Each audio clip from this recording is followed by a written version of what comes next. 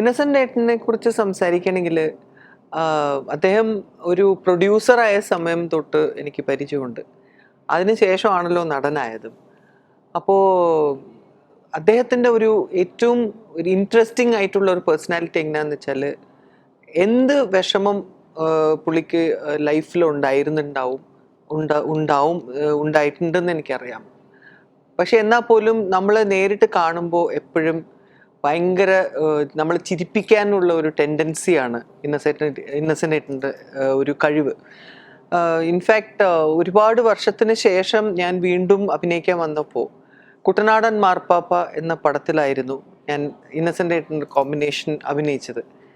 അത് സെറ്റിൽ ഞാൻ ചെന്നപ്പോൾ കുറേ വർഷമായല്ലോ കണ്ടിട്ടെന്ന് പറഞ്ഞ് ഞാൻ ജസ്റ്റ് ഇന്നസെൻറ്റിനെ കണ്ടിട്ട് ഞാൻ പറഞ്ഞു, ചേട്ടാ നമസ്കാരം, എന്നെ ഓർമ്മയുണ്ടോയെന്ന്.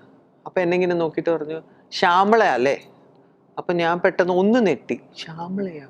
അപ്പം പറഞ്ഞു, എനിക്കേ ക്യാൻസർ ആയിരുന്നു, അല്ലാതെ വേറെ മറവിയൊന്നും ഇല്ല കേട്ടോ, എൻ്റെ പേര് നീ ശാന്തിയാന്ന് എനിക്ക് അറിയായിരുന്നു എന്ന് പറഞ്ഞു. ഞാൻ പറഞ്ഞു, അയ്യോ ചേട്ടാ അത് ഒന്നും തോന്നരുത്, ഞാൻ വെറുതെ ഒന്ന് ചോദിച്ചു എന്നേ ഉള്ളൂ എന്ന്.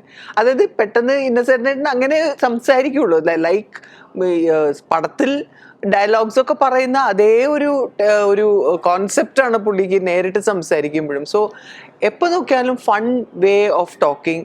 നമ്മൾ എല്ലാവരും വിഷമത്തിൽ നമ്മൾ ഇരിക്കുകയാണെങ്കിൽ പോലും വന്ന് ചിരിപ്പിക്കുന്ന ഒരു പ്രകൃതം ആയിരുന്നു. അത്രയും നല്ല ഒരു ഗുഡ് ഹാർട്ടുള്ള ഒരു മനുഷ്യനായിരുന്നു. അദ്ദേഹത്തിനെ പരിചയപ്പെട്ട് അദ്ദേഹത്തിൻ്റെ കൂടെ അഭിനയിക്കാനുള്ള കുറേ പടങ്ങൾ ഞാൻ അഭിനയിച്ചിട്ടുണ്ട്.